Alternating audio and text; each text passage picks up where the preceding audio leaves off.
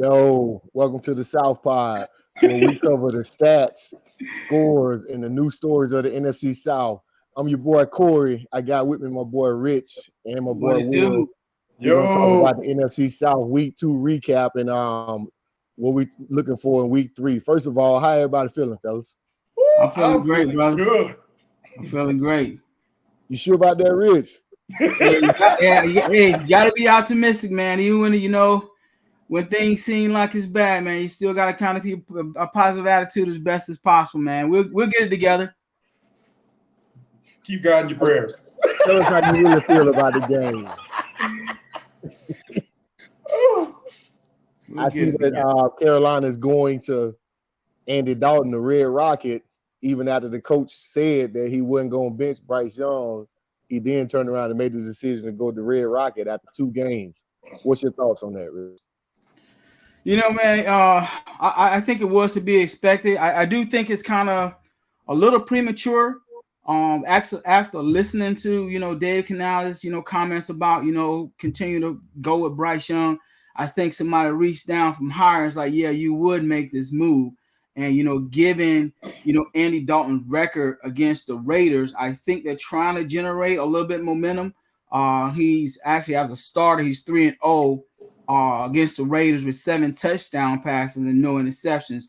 So I think they're looking to go with Andy Dalton to try to provide a little joke to the team, and actually hopefully that does that.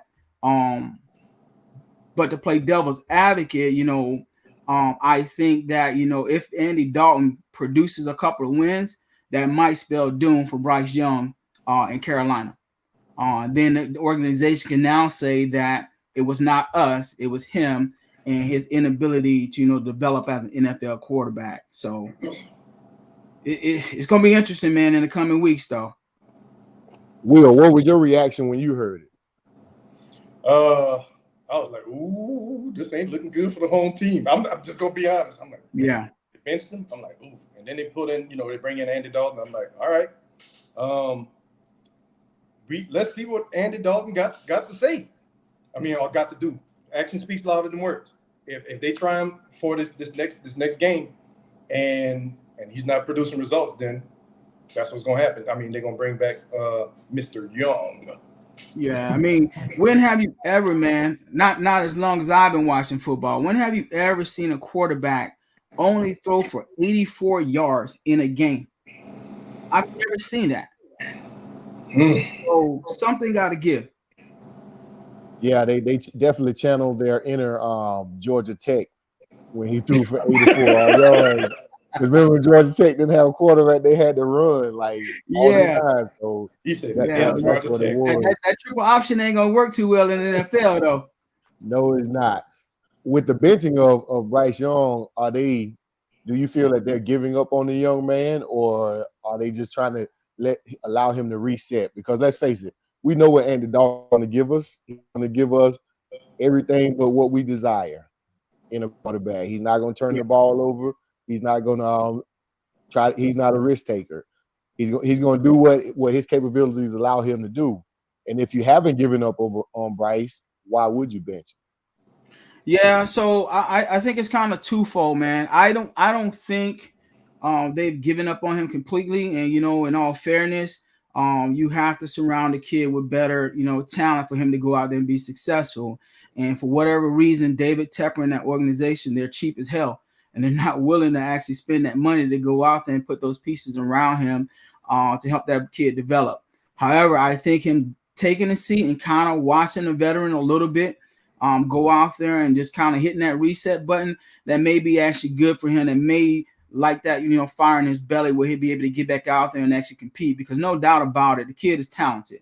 I just don't think right now, this early on in his career, that we can put a plug in him and go ahead and put that label on him as he's a bust. I don't think that right now. I think it's too early to say that. But I think it's an organizational move to try to actually light a fire under the Carolina Panthers as a whole. But we'll see how it work out. It could potentially backfire though. What do you think it would be? It's nerves, because this is big gains for him, because he's stepping on the field and he's like, man, if I can't produce, man, they're going to bench me, and he's not producing. But do you think it's just nerves that's messing with his mind? You know what? I thought about that, man, when I was actually going back and just looking at the game a little bit, man. And I was like, damn, man, is this stage too big for Bryce Young? And that was one of the first things I thought about, man. And initially I said yes, but then I said, you know what? I think it's a little bit more than that, man. I think, there's poor decisions on his part. Like I was looking at one of the play when he's on the sideline, instead of throwing the ball away, he took a sack. And it's like, for what? So initially I did think, the game was probably in his eyes, probably a little bit too big. But I don't necessarily think that's the case, man. I think that, you just have to develop him, a little bit better and put the pieces around him to be successful. And I don't really think he's getting a fair shot right now. So I think the mention is kind of premature, but I also think that, putting Andy Dalton in there to see what he can do against the Raiders also kind of lighting that fire in the belly of the other Panthers, so to get out there and actually perform. And hopefully Bryce Young's get another opportunity, to play, starting quarterback for the Panthers and truly show, the organization and all the fans what you can actually do.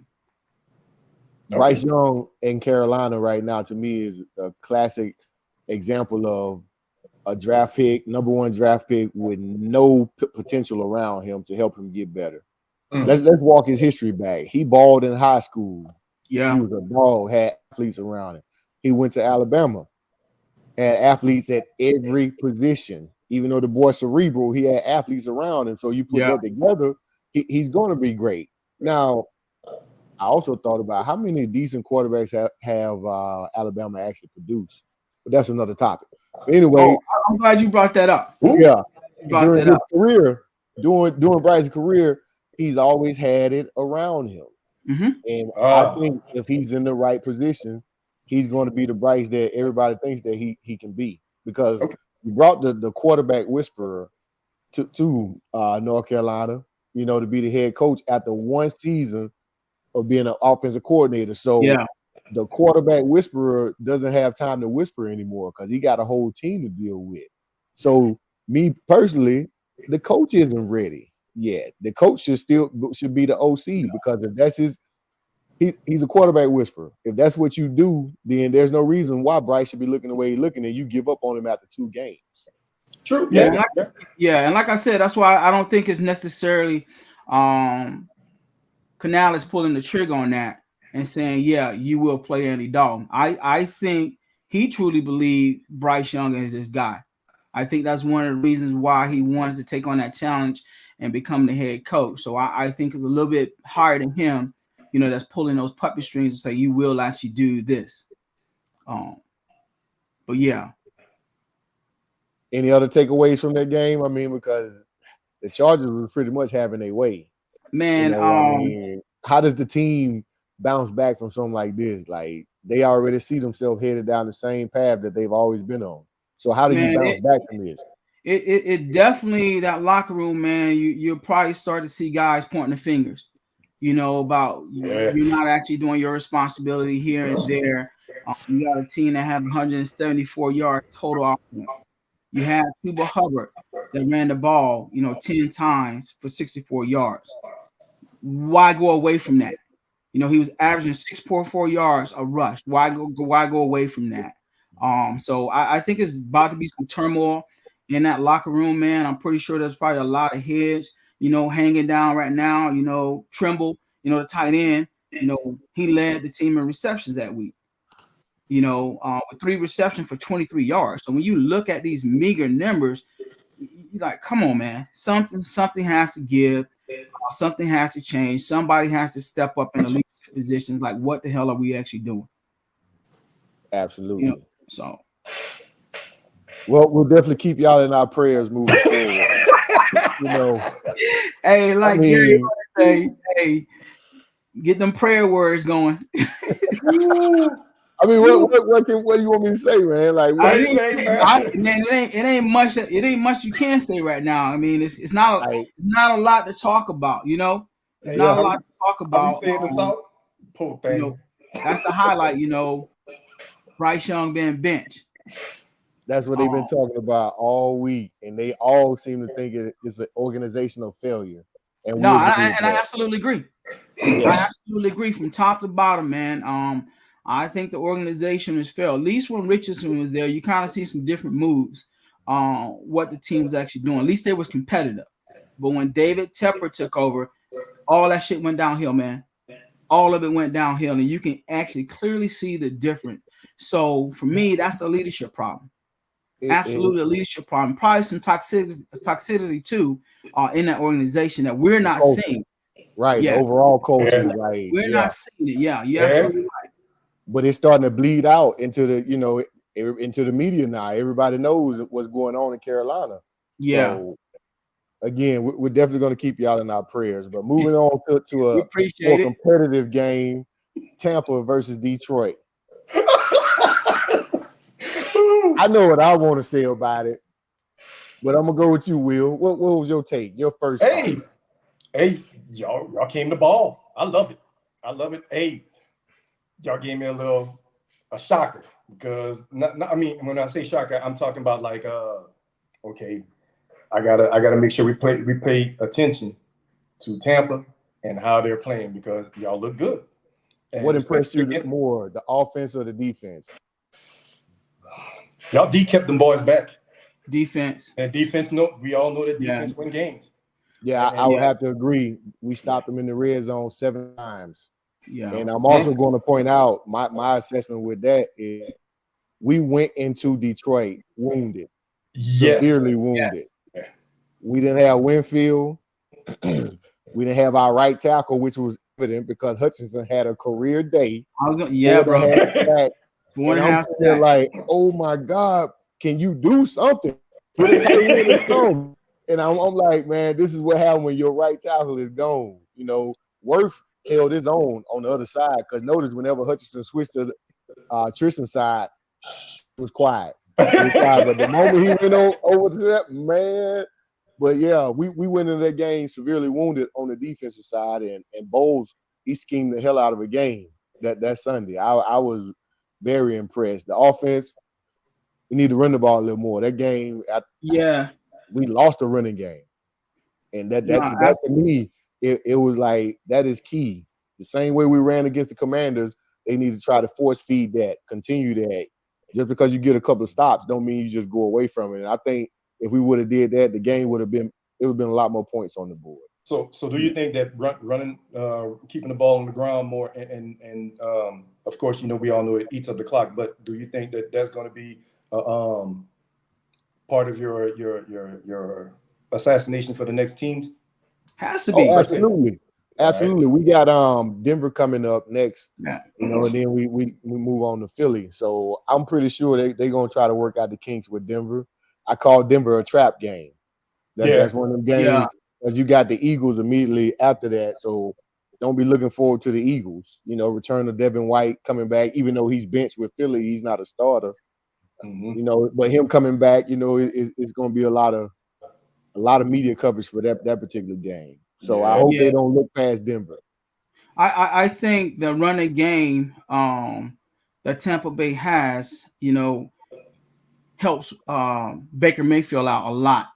To give him the ability to actually hit those wide receivers. You mentioned it before we even started, the season even started, Corey, about what Chris Godwin is going to do. And he's been balling out already, man. He's been balling out already. So that connection that, Baker Mayfield has to Godwin is actually already paying dividends. But I would tell you this, Tampa Bay can't win a lot of games if Baker Mayfield is your leading rusher. Baker Mayfield had 5 carries for 34 yards. 34 yards. He made a touchdown. He did make a slick ass move. I was like, damn, Baker probably played running back. Hey, he put that foot in the ground. Yeah, he hit him with that. Yeah, he hit him with that. But you're absolutely right, Rich. Rashad White was also injured. He played hurt during that game. Yeah. It's growing or whatever. So I think moving forward, the people want to see Bucky get more carries because Rashad he's one of those Le'Veon Bell type runners. He's good, but Bucky hits the hole. He see a hole, he's gone. One cut and go. And that behind that line, that's the kind of running back that you need if you're going to try to run the ball. And y'all line was impressive. I will say that. Man, yeah. Giving props for right tackle. They had a tackling dummy up there for Hutchins, man. He was Yeah. blowing right by him. Oh man, a 4 career sacks in the first half. in the first half. First But that half. says a lot about our team, though. You know, you do all that, and we still come out of there with a W. That's So resiliency, man. That's resiliency. Yeah. And you know, I'm gonna give kudos too. Baker Mayfield stepped up when he needed to, and currently he's leading the league in passing touchdown, and he's second in quarterback passing rating. So they are balling, man. But once they actually cement that running game, Tampa's gonna be tough. Yep. Really, really tough to deal with. New I got Orleans. a little bit of nerve, not a whole lot though. New Orleans. Just bring it on. I've been waiting for this. Go ahead. What's up? The floor is yours. Go ahead. I'm gonna let you speak. All right. Go ahead. Go ahead. First off, Monday was so quiet.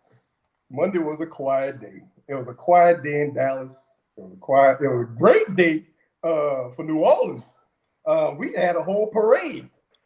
Was that for Frankie Beverly, or was that for beating up on that blue team? That was for beating up on that blue team. It was definitely for beating up on that blue team.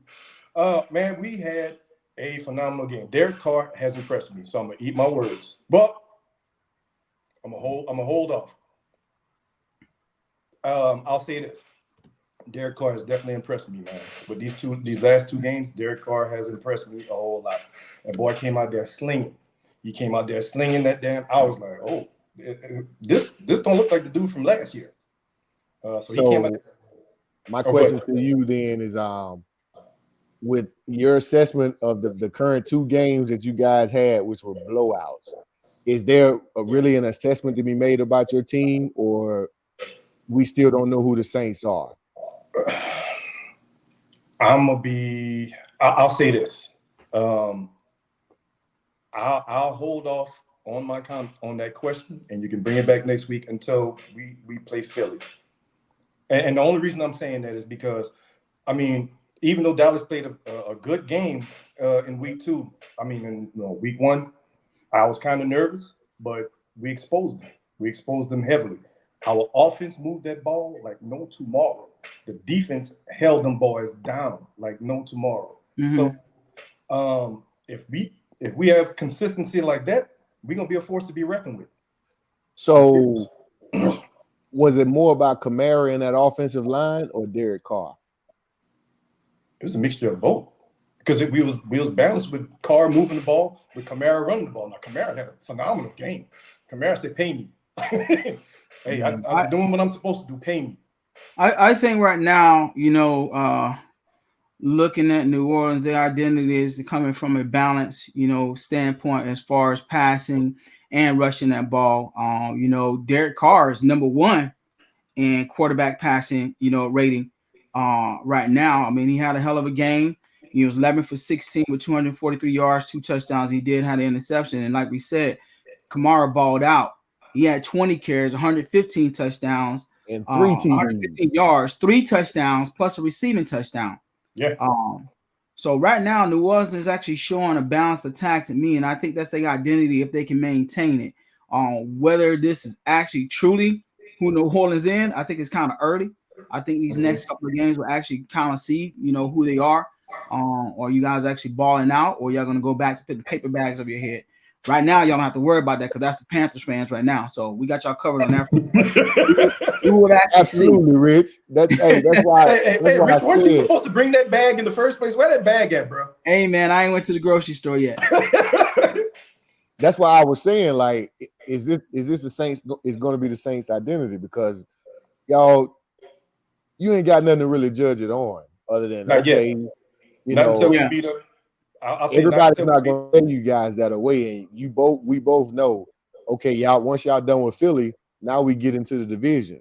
We start playing each other, and we all know how we play each other. It don't matter. We play each other hard as hell. It don't matter the record. It's gonna be a slugfest, and we know you just like you know us. So, what's it gonna be like? We about to see who the real New Orleans is. I mean, I agree with you, Corey, because I think what New Orleans actually did, was exposed Dallas. So all these critics and all these analysts that had Dallas up there in the power rankings, I think they about to see Dallas is not as good as you thought they were, because New Orleans just gave you guys a blueprint. And I'm actually, I know we ain't even get to our picks yet, but I'm already chalking it up. They'll lose against Baltimore. Yeah, who I believe they got next. I'm already chalking it up as a loss for them. Baltimore gonna get back to their running game. You know, they have to. Baltimore That's their cannot identity. go 0-3. We know this. So that's why this weekend is gonna be pretty interesting. It is. Now, it before is. we And move on to the rest of the league, I want to ask one particular question to both of y'all. Was this week an upset week or an alert week? Hell yeah. No, it was an upset week because they didn't think that you were going to go to Detroit and spank them, just like they didn't think that we was going to go to Dallas and spank them. Oh, it was upsets. It was some upsets because that's how they do us, bro. That's how they do NFC South. Let me ask it again, fellas. Was it an I ain't asking it. I know. Was it an upset week or was it an alert week? Are you understanding what I'm saying? Got it. Yeah. So now, what do you say? In my personal opinion, eyebrows went up. I think it was an alert week. I think some teams were actually like, oh shit, open your eyes to kind of clearly see. Even though I actually, pick against both you guys, it was not oblivious to me. Like, damn, this still can be a competitive game. The New Orleans game, that totally took me, by surprise. It took all of us. There was a lot of games that were just like alert games to kind of put the league and other teams on notice to say, hey, this is going to be a competitive ass season. And you guys are actually mentioning all these quote unquote prima donna teams, these darling teams, but y'all forgetting about these other teams and you're forgetting about the players and their organization. They're coming out the ball. And you've seen that with a lot of games. So I think it was an alert. So I think teams are actually need to truly go back to the drawing board and kind of look at their matchups and stuff and really do some detailed analysis. Like, damn, you can't look past them, because I think a lot of these teams look past their opponents this week, and that's why they took those L's. But Rich, look at this. Check this out. When the Saints and Tampa went in there and they weren't expecting us to play the way we played, them boys was like, oh, they came to play. It was no doubt. I think what our teams did, man, is we just stepped it up a notch, and I think that momentum is going to keep going. As far as building up, because like Kool-Aid said, we ain't really showed the talent that we need to show until we play a force to reckon with team. Yeah.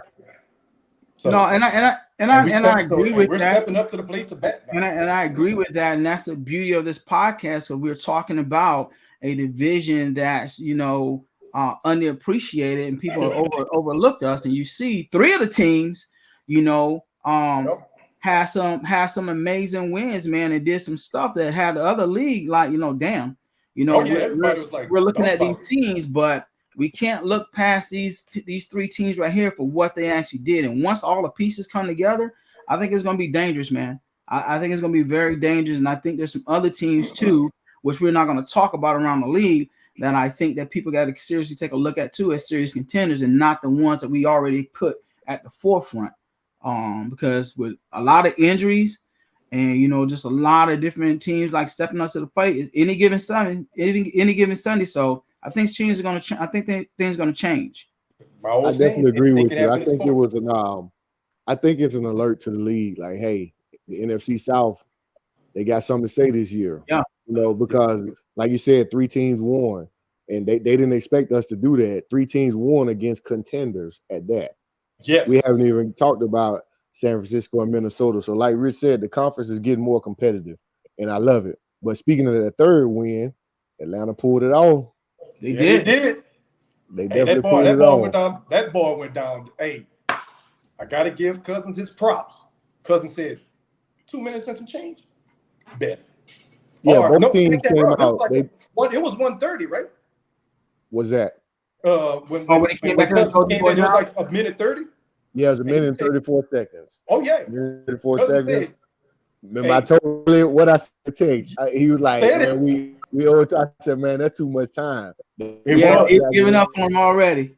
Oh A yeah. minute and 34 seconds, and That they boy went down the on field one in corner. 36 seconds and was like, "Hey, watch me work." And you know, honestly, man, that's a glimpse to show you what Kirk Cousins can do. He had a very efficient game, was 20 for 29 with 241 yards and 2 touchdowns. And I think now, as the more and more he get comfortable coming back off that injury and getting, I still think he needs to get Kyle Pitts more involved in the offense. I think you'll start to see a lot more from Atlanta, where they really become a formidable, A formidable player. Yeah. Yeah. I'll say that that their defense did step up to the plate too.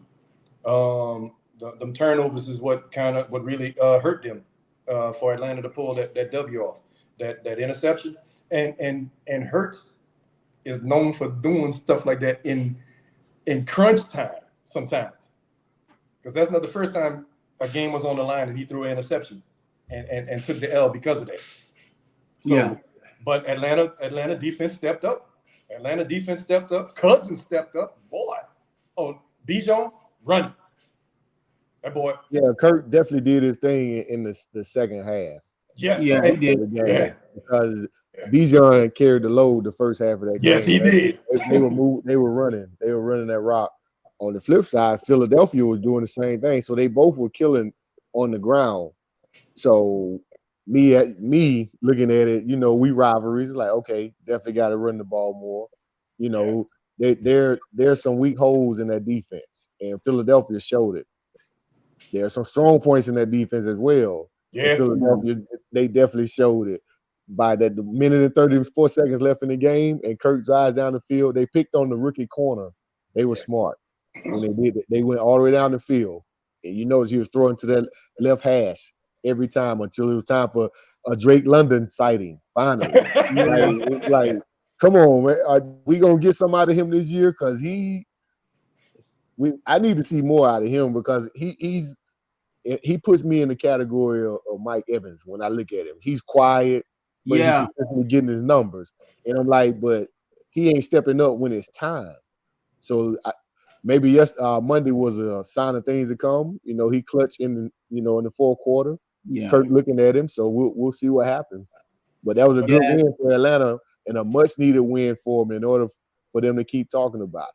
Yeah. Kirk early on in that game, you know, was looking at Mooney and McLeod. But Drake London came through, like you said, in the clutch, man. He ended up with 6 receptions for 51 yards and a touchdown. And Darnell Mooney had, 3 receptions, 88 yards and a touchdown as well. So Mooney was that X factor. Yeah, he was. He opened up the field a little bit more. Yeah. Him and Ray opened up the field a little bit more. Ray caught some of those mid-level passes and stuff, and gave Drake London an opportunity too down the stretch to make some critical key catches as well. Obviously, the touchdown. Yeah. So moving forward, they got the Chiefs on Sunday night prime time. So everybody will be able to assess them all at once again. We'll see what happens. Yeah. It's gonna be some crazy games this Sunday. Yeah, but my thoughts on that particular game coming up is it's probably gonna be a shootout. They're playing in Atlanta. Ooh. The Chiefs coming in a little banged up as well. They lost Pacheco. Yeah. And they signed Hunt, to fulfill those running back duties. There will be a Kelsey sighting, though, because he had a horrible game. Well, I won't say horrible, but he wasn't even in the game in Cincinnati. Man, he's been pretty much non-existent these first 2 games. He definitely has. They taking away his safety blanket. Yeah. So it's forcing them to, to rely on those young guns. But it's gonna be a shootout in Atlanta. I think so. Yeah. Definitely. I think KC will pull it out in the end based on their experience, but Atlanta's going to run for their money, so everybody be like, whoa, this is the Atlanta we've been waiting to see. The offense wide open. That's what they're going to see. And then we get into division play, Will. That's when y'all play them, man. We play, I can't wait. I cannot wait. That first game was a fluke with Carolina and the Saints. That's what it was. You know, call that a fluke? yeah, that was a division game. That was a preseason division game. Oh, that's what it was. All right. That's what that was. So Practice squad players. yeah, but you know, week 18, when the game don't mean nothing, you'll see a different Carolina. They'll be the game back around. Yeah, Absolutely. definitely. Have to. Around the league. All right, here we go. Cincinnati KC. How we feel about it? Cincinnati KC. Since he came in talking all the smack, since he backed up the smack. You know, me personally, man, I think Kansas City got bailed out by the refs. You think so? I think so, man, on a bullshit ass call. But by rule, Rich, you have to make that call, because by rule, that's what it was. I mean, we all saw it plain as day. So how can you sit here and say it's a BS call? You mean it's BS that call affected the game? That's what you're saying. Yeah, absolutely. Yeah, I don't think that, you know, any games for any particular sport should come down to a call at that moment of the game, where to determine a win or loss. And that always aggravated the hell out of me. It does. A call but from at the end, and at the end, Kansas City pulled it out, but it came at a loss. You know, like you just said, you know, Isaiah Pacheco just had surgery, you know, for, you know, his fibula. So he's done. So we're gonna see, you know, what Samaje Perine, I forget the white cat they got, and see if, you know, Kareem Hunt gets some action. But it was a good game overall. I just thought they got bailed out, you know, my personal opinion. KC just like plug and play, man. Like, man, drop one, insert here, and you don't have to be the top tier in your position. You could be a Kareem Hunt, and we know what Kareem Hunt can do in that type of system. They just like plug and play, man. It's not fast time. And you know, one thing too, they still got, you know, your LSU boy, Clyde Edwards-Helaire. Yeah. So it's gonna be interesting. Whew. Yeah. What's the score gonna be? What's your prediction? You asked my prediction? Yeah. What's the score? Oh man.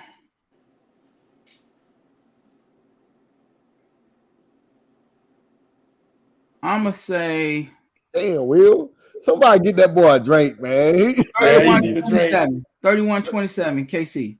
31-27 KC. What you got, Will? 31-27. I don't know. I'm gonna say it's gonna be a low scoring game. I'm saying that because both of them step up to the plate to bat when with the defense and the offense. And if both of them boys are running a good defense, man, they're gonna be coming down with either it's gonna be have to be some drastic plays for them to be a high scoring game. And so I'm saying I'm gonna say between 14-21 of the score, and I'm gonna go with KC. KC? Yeah. All right. Man, how y'all feel about Will Levis? I think he's a bum. You know, I never liked the kid coming out of Kentucky. I thought he was a little bit cocky. I thought he was a little bit overhyped.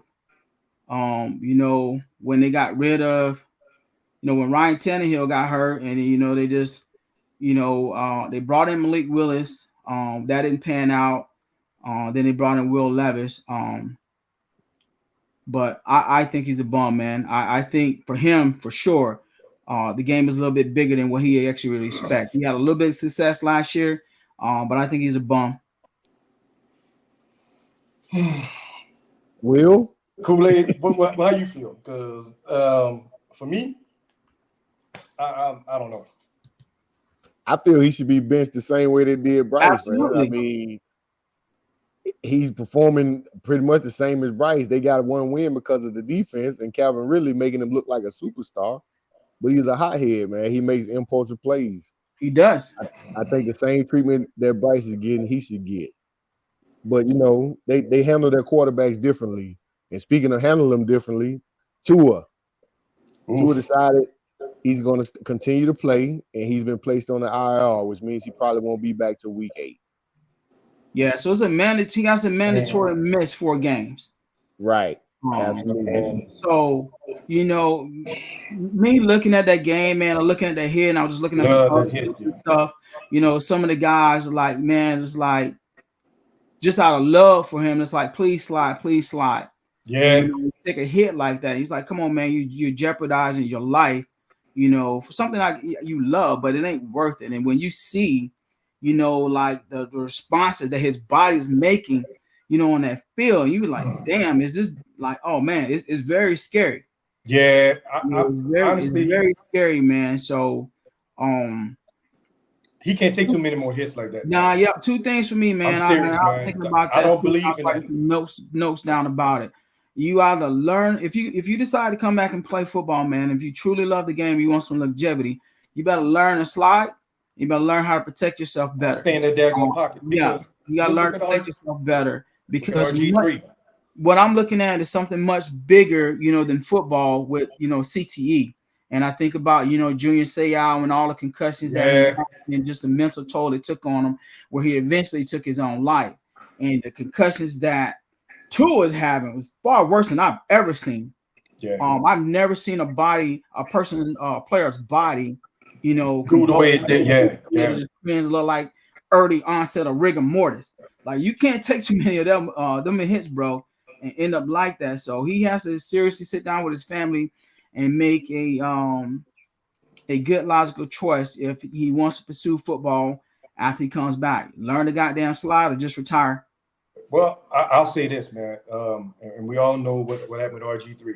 You can't continuously try to play and try to be strong and want to do it for the team. At the end of the day, man, you got your life, dude, because in any more of those hits, man, he could end up and I'm not saying this, he could end up bad off. And that's the last thing we want to see as we are, you know, competitive in football and we watch sports, man. Last thing we want to see is a player get hurt bad to where it takes him out of what he loves doing. So I think he needs to sit out more than that, and they need to do some more studying on his head, bro, for real. And that's just me being me. I hear all the reactions to it, and my thought process is I look at things from a different perspective. Tua is not going to quit. So should the league intervene? Even if a doctor says, hey, he's cleared, because he's going to get cleared, because they can't predict what happens. You know, they can't predict it or whatever. I think so. Once he gets cleared, should the league intervene? The league should intervene. If they intervene, they opening up another can of worms. Think about it. If they intervene. But if they don't intervene, here's the thing: if they don't intervene, and something happens even worse, they're going to be like, man, we should have, and it's too late. It's too late. He needs to be analyzed a little more seriously. Yeah, and I think the coach is going to have to step in too, and make that actually a decision too. At some point in time, you got to kind of look at, you know, the player's safety. I mean, there's already been, you know, measures put in place year in, year out to protect the players. So what else is the league actually going to do besides say, you know what? Think about it like this. We all saw the movie Any Given Sunday. We all saw Lawrence Taylor try to tear people's heads off until he was on the ground and he picked up his finger and said, I got what I needed. We don't want to see that. Yeah. We don't want to see that with Tua, man. Hey, they say art imitates life. So that movie, you know, is depicting what Tua is going through right now, because LT shouldn't have been out there, but he needed that money, right? Yeah. Okay, Tua just got that big check. Yeah. Right? Tua playing for a family, which is a business, which is now an organization. So, but all that glitters isn't gold. Absolutely. Look, the boy loved the sport. Obviously, he already said, I don't care what nobody said, I'm coming back to play. Yeah. So if he's already said that, I'm sure he's already had the conversation with the family. I mean, come on, the family came over here for this particular reason. So it's bigger than just Tua saying, you know, hey, nah, I'm gonna chill out. they know what they get into. We all know that, but what's really going on in the medical records and what they're not telling us, because they can tell us that, oh, he got a concussion, he's going to sit out for 4 games. But what's really in that X-ray or that diagnosis that they're giving them? And that's why I mentioned the CTE. You know, at the end of the day, man, I mean, ultimately, it's Tua's decision, as well as I hope he actually sat down with his family. And then, you know, if that decision is to actually get back on that gridiron, you have to actually take some precautionary measures for yourself and learn how to slide and learn how to avoid those big hits. But you see, this is what's going to happen in football. Oh, everybody knows it. Tua is a good quarterback. So what are they going to do? They're going to gun for him. No, I think the total opposite is going to happen. I think certain players. This is football, and we're competitive. I mean, I see why you say that. You guys have bounties in the world. They put roots on there, motherfucker. They be putting roots on you, you know, whatever. Right. So, in addition to money, I think though, man, because of who Tua is as a player, and I think a lot of players actually respect him. Like I said, man, I was watching, you know, some of these clips and these players just talking about Tua, and it's like, man, slide, because the game is so fast. You know what I'm saying? The game is so fast, man, and you know, just one wrong hit could end your career. We saw that with Ryan Shazier in Pittsburgh, but these concussions, you know, that Tua taking, they're very serious, man. I've never seen anyone. Because man, he remind me of like that a damn horror movie. When that shit crazy, man. Like, you know, like this, they're performing an exorcism out there on the field with him. So he needs to actually look at that stuff and take into consideration and protect yourself a little bit more. I mean, it's a $1 billion corporation, and he just got paid that money. So I know the organization wants to see him out on that field, because if just like us, I always want to get a return on my investment if I'm investing in something. So I don't think they're going to let it go that this quick. And it's like, yeah, you're not going to play. It's all about the dollars. So we know that. Almighty dollar. Man, blood money. You gotta have say it like that. You gotta have it. So, but speaking of other injuries, what's going on in San Francisco? Oh, with everybody. The injury bug hitting them pretty hard. McCaffrey out, Debo out. Yeah. And Kittle's been quiet. Yeah. You know, and then I saw a podcast today where Debo said they feel like they still the best team in the league, and it's been that way for a while. Do y'all agree with that? Nope. No, man, because you can't. Most people can't even name any other receivers outside of Brandon Ayuk on that team. You're gonna have to have Juwan Jennings step up. You know, hopefully, you know, Pearsall, you know, after getting shot in the chest, you know, he's able to come out there and, you know, be able to contribute and stuff. But that's, you know, to be seen. But you taking some big, you know, injuries on your team with CMC and Debo. I'm not a Brock Purdy fan. I've never been sold on him. So this is really going to actually test his mettle to kind of see what he's made of. When you go into these less named, you know, wide receivers and other players that don't have the caliber of talent like these guys have been injured. So this is really going to test his mettle. So I'm interested to see, you know, how they're going to perform in the weeks to actually come. But I think they may be in some trouble right now. Yeah, I agree, because Debo drives that machine. Let's face it. And that's that motivator. Ayuk and Purdy are who they are because of Debo. Because of everybody else. Absolutely. So now we finna see who Ayuk and Purdy really are. You know, so at the end of the day, the injury bug hitting everybody, man. That's why you got to keep playing. That's why I'm proud of my boys, man. It's next man up mentality. You gotta have depth. You gotta trust them young rookies and them, you know, them free agents that you signed to step up, man. True. Everybody do your job. So with those injuries, how far y'all see the 49ers going? You know, who they got next? Oh, they got let's see. I think it might be the Rams or something. They got the Rams. Yeah. But they got their own set of injuries too. Absolutely. Their top 2 receivers gone. They're 2 premier receivers. So so it might be a good game then. So yeah, I mean, It should be a competitive game. But I think with San Francisco as well as the Rams having key injuries, it opens up the door for Seattle and Arizona. And I think quietly people are overlooking Arizona. Yes. And I think like I wouldn't be surprised. You can put a pin in this. I wouldn't be surprised if Arizona actually wins that division. If these injuries continue with these other teams and these guys don't come back, I would not be surprised. Okay. If the injury bug keeps hitting them the way it does, I mean, Seattle right now got a chance to, get a leg up in the division. Seattle got some injuries too. Tyler Lockett. Yeah, Tyler Lockett was nursing the injury.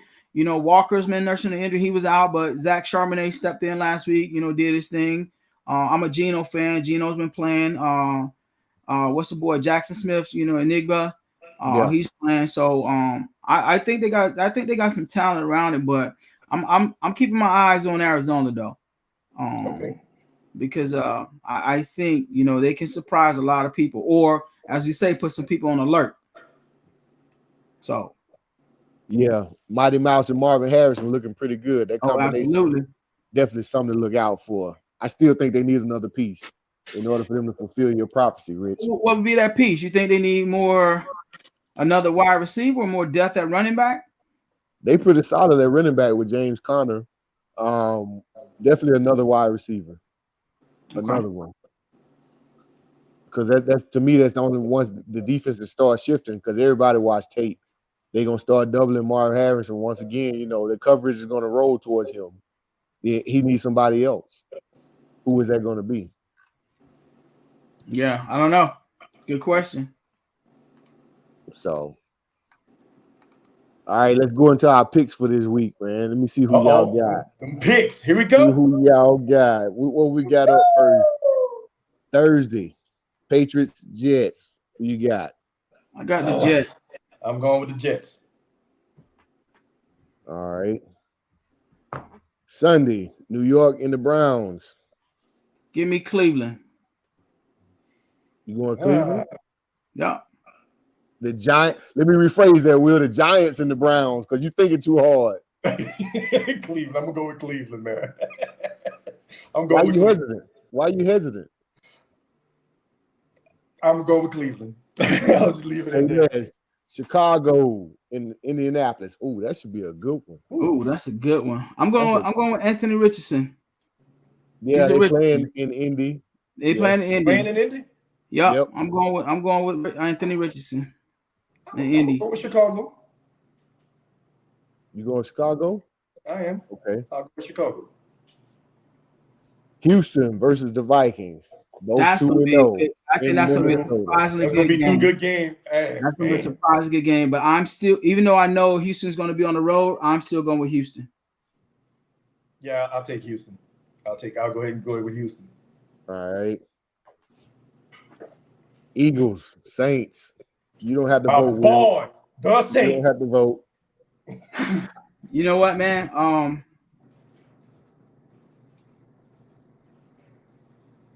I'm gonna roll with the Saints.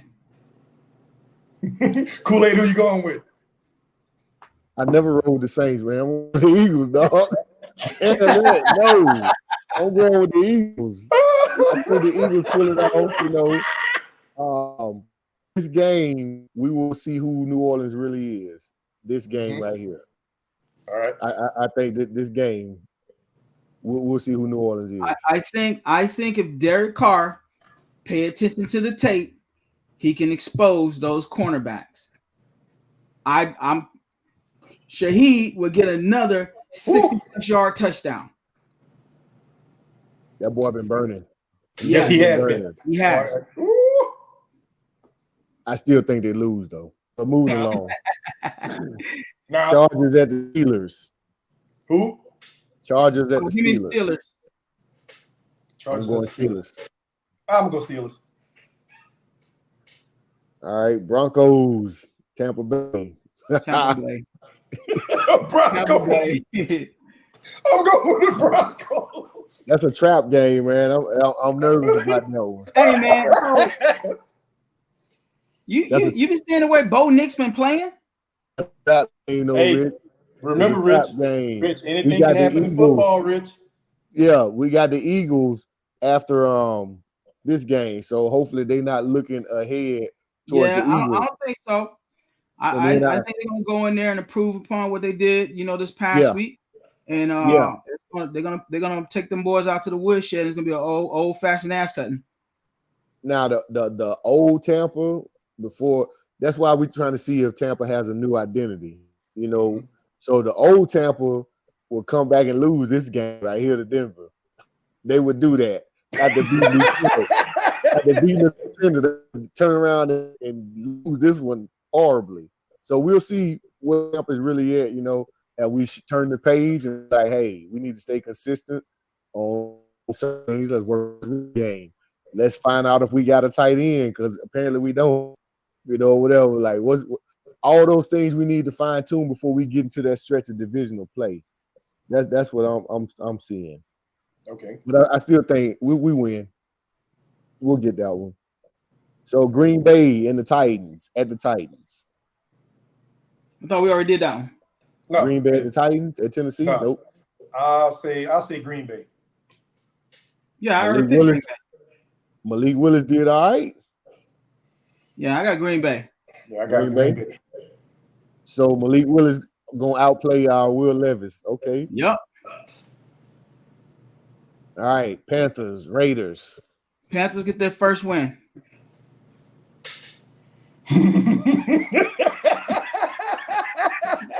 Hey, Panthers get their first win, baby. I'm going with the Raiders, man. I'm going with the Raiders because these Carolina kittens.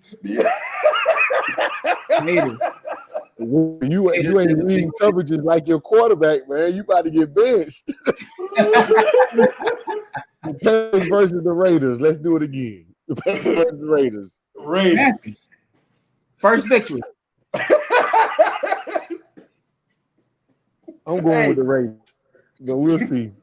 Hey, Wyatt Richardson went there like he walked through a board meeting. He went there all locked and cocked. He's like, hey, you know what? You didn't do your about face. Get out of here. All right, we got Miami against Seattle.